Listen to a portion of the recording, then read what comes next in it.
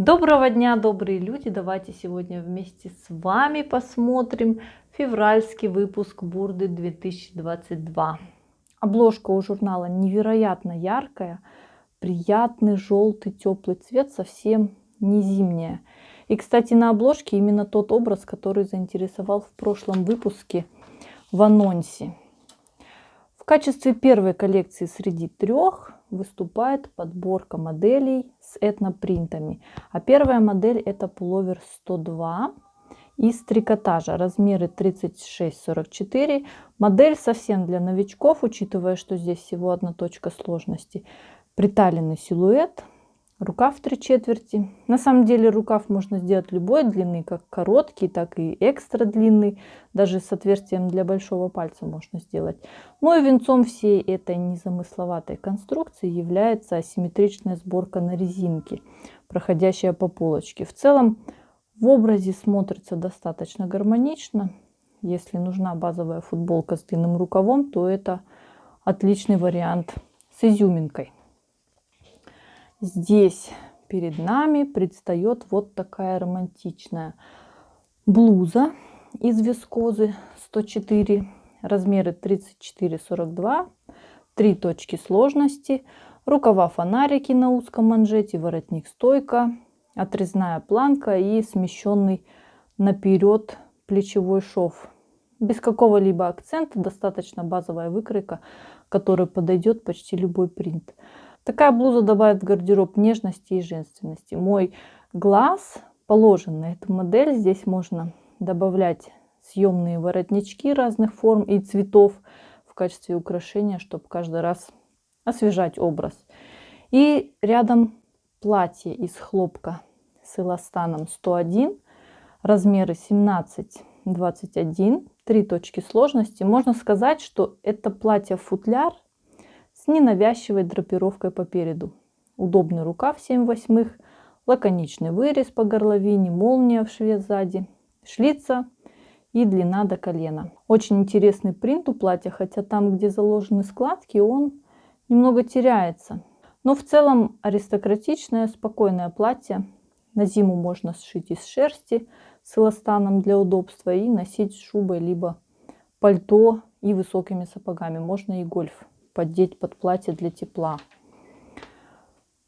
Так, туника 112 выступает следующей моделью.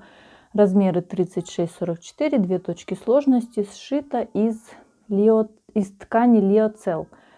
Простая, практичная туника прямого кроя и выточками по груди. Тем не менее, не лишена женственности за счет мягкости ткани, V-образного выреза. И в дополнение ко всему ярким акцентом является обработка низа рукава яркими контрастными полосками и патами-обманками. А рядом юбка с запахом из вискозного сатина 105, размеры 36-44. Заявлена одна точка сложности, хотя за счет обработки низа скругленного волана я бы добавила еще хотя бы полкружочка. Но в целом несложная в пошиве юбка. За вечер вполне реально осилить такую. А насчет стилизации тут, конечно, сомнительно. Насколько предыдущий образ утонченный, эстетичный, целостный, настолько вот образ с юбкой, как из разных опер, как будто бы верх не подходит. В общем, смотря на эту версию, не возникает у меня идеи сшить такую юбку.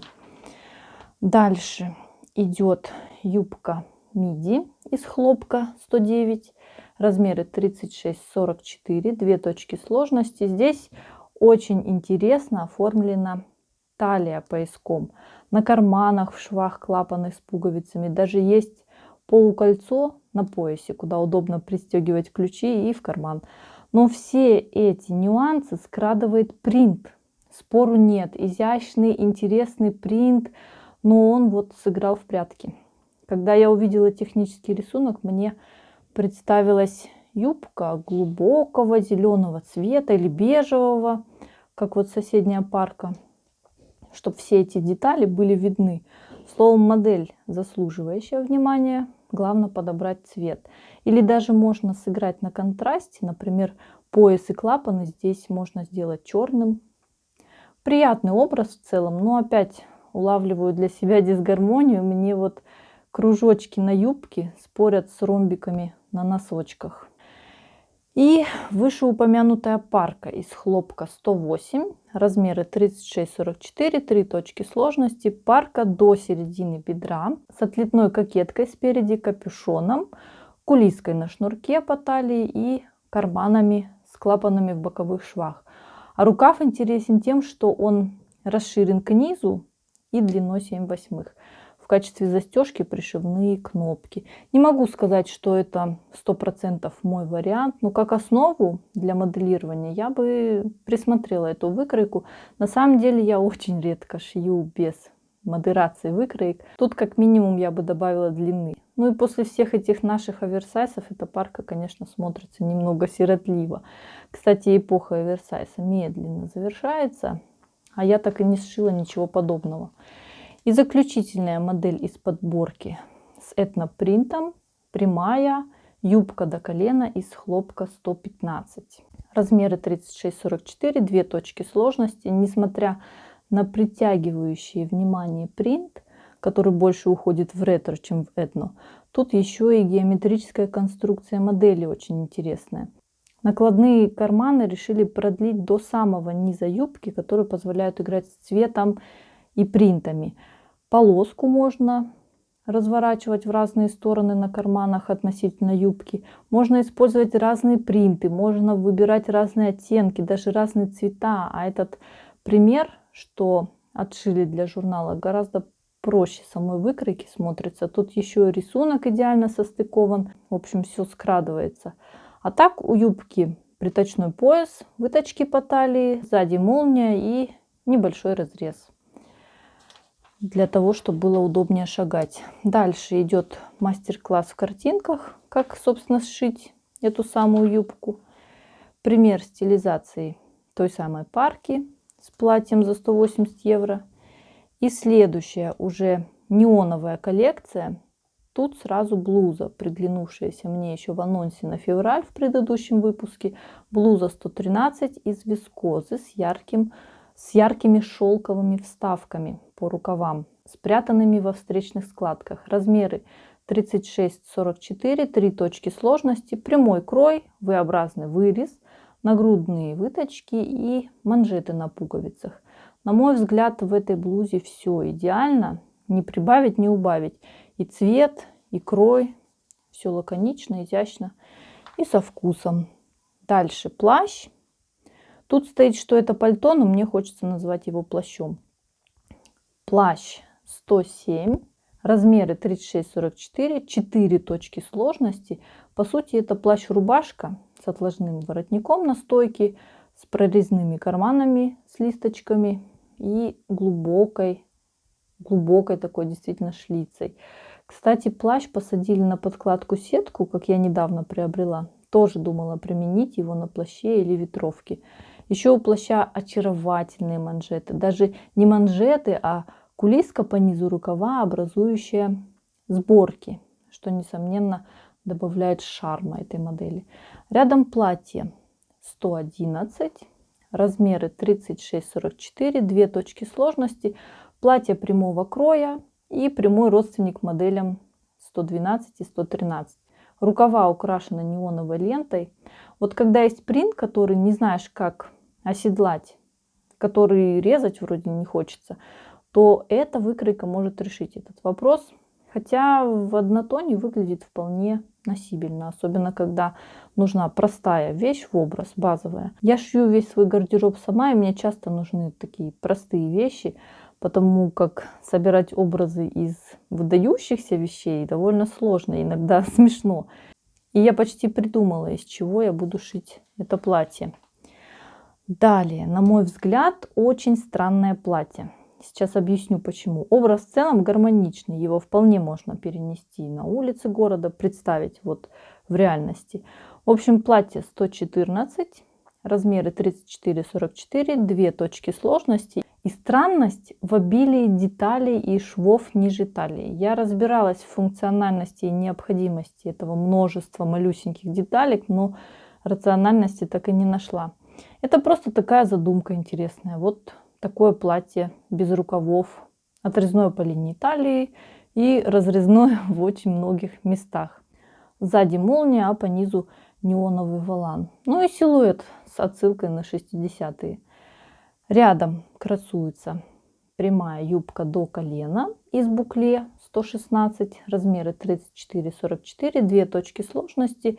К неоновой коллекции эту юбку относит лишь яркая лента на поясе. Юбка на подкладке и инструкцию по пошиву похожей юбки мы уже пролистывали ранее. Дальше брюки со складками 118 из крепа, размеры 36-44, три точки сложности, приточной пояс со шлевками, спереди молния с гульфиком и накладные боковые карманы. Как считаете, универсальная же выкройка?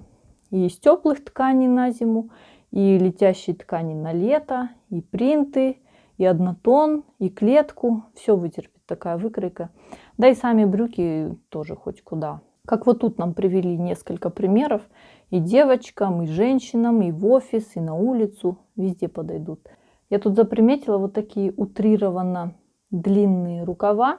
Вот как раз первая выкройка с асимметричной сборкой спереди сюда бы отлично вписалась. С такими длинными рукавами. Дальше. Ага, это получается последняя модель из неоновой коллекции. Так, ну и тут must have от журнала вот такой костюм из крепа, в котором смешали и бизнес, и фэшн. Яркий неоновый цвет плюс достаточно деловой крой. Верх это блуза 119, размеры 36-46, три точки сложности. Мы видим тут женственный силуэт, который достигается за счет рельефных швов, которые как будто бы продолжаются в выточке по окату рукава. Рукава, в свою очередь, смоделированы так, что они скрадывают часть ширины плеча, а после отрезной линии талии эти самые рельефные швы переходят в складки. И завершает это все поясок. Словом, необычная, не рядовая модель. Ну и брюки 118, мы их только что рассматривали. Выкройка неплохая, вполне достойна, чтобы ее и два раза напечатать. Так, ну к образу абсолютно никаких претензий. Все-таки, когда это total look, тут сложно что-либо испортить. Так, ну и третья коллекция в стиле Дикого Запада. Блузу 117 из сирсакера. Тут нам предлагают, как ни странно. Все-таки сирсакер это больше летняя, конечно, ткань. Размеры 72-88, две точки сложности. И мир Дикого Запада тут передается через объемные рукава, собранные снизу на резинке, на множество строчек с растяжимыми нитями. И через кисточки на завязках. Несложная в пошиве модель, которая имеет право на существование. На этом развороте вот такое детское платье 127, размеры 92-116, две точки сложности, сшито из вискозного жаккарда. Кстати, заметили, что нет ни в январском, ни в февральском выпусках моделей для карнавальных костюмов. Вот эта вся ситуация, когда все закрыто и нужно сидеть дома, сильно отразилась и на журнале, конечно. Как и в декабре не было особо праздничных моделей. Нет спроса, нет и предложения. Так, ну платье. Платье очень милое за счет оборок. У него вырез каре и сзади застежка на пуговичках. Дальше снова платье 114, уже в однотонном варианте из денима. И вот здесь получше, конечно, видно все эти мелкие детали. Вот так это все выглядит. И рядом перевоплощение футболки с длинным рукавом 102 в другом цвете. Как ни крути, интересно смотрится. Тут не поспоришь. Еще одна детская модель. Джинсовая рубашка 129. Размеры 92-116. Три точки сложности. Фигурная кокетка спереди и сзади. Накладные карманы, манжеты и застежка на кнопках. Все застежки на кнопках и на рукавах, и по полочке. Нравится мне тут способ обработки разреза по низу рукава. Такой я больше люблю, чем косую бейку. Ну, конечно, такая обработка не везде подойдет. Рядом еще рубашка 103, уже в размерах 34-42, 3 точки сложности с милыми рюшами. Я уже представила платье с отрезной в области притачивания рюш кокеткой. Сверху застежка остается, а дальше уже полочка целая и в качестве продолжения оборка, может 2. Ну и в этом виде мне выкройка тоже нравится. На следующем развороте мы можем видеть детскую тунику 128. Даже не знаю, где тут показать ее. Ее не особо тут видно. Туника по образу и подобию платья 127. Здесь добавили длинный рукав и укоротили длину. Очень нужная вещь для девочек, которым неудобно в платьях. Можно надеть леггинсы, джинсы, брючки с туникой. И удобно, и красиво. Юбку 110 тоже выполнили из этой же ткани. Это упрощенный вариант юбки 109. И вот такой конструкции вполне подходит такой принт, который отвлекает на себя внимание. Здесь жилетка на ребенка 130 в размерах 92-116. Не самая простая вещь в исполнении. И снова плащ 107, выполненный уже изо льна в шикарную полоску. Меня только сейчас осенило, что этот выпуск уже про весну, нежели про зиму. Ну, классный плащ. Интересно, тут его стилизовали. Вот такой полосатый плащ может стать изюминкой весеннего гардероба. А вот и юбка 105, уже с другим принтом. Опять она у меня никак не вяжется в этом образе. И вот тут один нюанс наглядно проявлен, который следует учитывать при пошиве. Изнанка не должна сильно отличаться от лица по цвету, иначе при движении изнанка будет вот бросаться в глаза, как вот здесь. И венчает всю эту дикозападную подборку жакет на подкладке 106 из жаккарда. Размеры 36-46, 2 точки сложности. Пошив действительно не займет много времени и усилий. Усложняющих элементов, например, в виде карманов нет. И соединение с подкладкой не составит труда за счет обработки срезов косой бейкой. То есть вставить подкладку вовнутрь и в круговую обработать косой бейкой все это дело. Тут предлагают смастерить ремень, который можно потом в 4 конфигурациях использовать. И мастер-класс по пошиву блузки с рюшами. И вот милые мягкие слоники, которые можно шить как деткам, так и в качестве декоративного элемента в интерьере. Тут есть и выкройка, и инструкция. Бери да шей. Ну и универсальная подборка моделей для размеров 44-52. Универсальность определяется тем, что в этих моделях вполне удобно дома и в люди. Можно смело выходить в таких вещах. А если наоборот, по приходу домой некогда переодеться, то эта одежда не будет сковывать движений в домашних заботах. Я еще года 4 назад, наверное, сшила себе 2 подобных брючных костюма. Правда, брюки со складками. Итак, на этом развороте блейзер 120 и брюки 121. Блейзер с шалевым воротником, удобными карманами. И в качестве застежки идет еле заметный крючок. Что интересно, внутри блейзер частично посажен на подкладку. То есть это рукава и верхняя часть, чтобы прикрыть подплечники. Но я сажала свои костюмы полностью на скользящую растяжимую подкладку. В общем-то, это вполне выполнимо. И брюки 121, брюки на резинке с карманами в швах и широкими лампасами из основной ткани. Чем-то напоминают джоггеры. Такие же мягкие, удобные. И вот с блузой и строгой обувью образ походит больше на офисный. А с футболкой и кедами, если его представить, уже уходит в casual. Шит, кстати, костюм из трикотажа романит. Это плотный, держащий форму трикотаж. Еще можно брать трикотажный жаккард. Я свои костюмы, кстати, вот из такого жаккарда и сшила. Здесь сразу 2 вариации одной конструкции. Это платье 124 и из твилла, и туника 125 из эко-кожи. На фото выглядит, что это из эко-замши, а не из эко-кожи. Не блестит она так. У выкройки цельнокроенный рукав с патами на квадратных кольцах, нагрудные выточки, прямой крой, разрезы по бокам и волшебный вырез по горловине. А фигурный низ у платья обработан обтачками. Я настолько люблю экозамшу, что и платье бы выполнила из нее для журнала. Ну а смотрятся эти элементы одежды аккуратно, спокойно и универсально. О, тут топ с длинными рукавами и запахом 126, который я сразу приметила среди технических рисунков. Все нравится. Драпировки по бокам, узкий длинный рукав, цельнокроенный воротник. Тоже универсальная, с юбкой, с брюками, в люди, в офис, дома, всюду подойдет такая вещь. А брюки 122 – это удлиненная версия брюк 121 для тех, кому хочется длины. Ну и эта версия уже более похожа на джоггеры. Здесь и лампасы выделены другим цветом, и шнурки на поясе, что сразу ограничивает ареалы их обитания. Дальше выходит на арену платье 123 из трикотажа романит.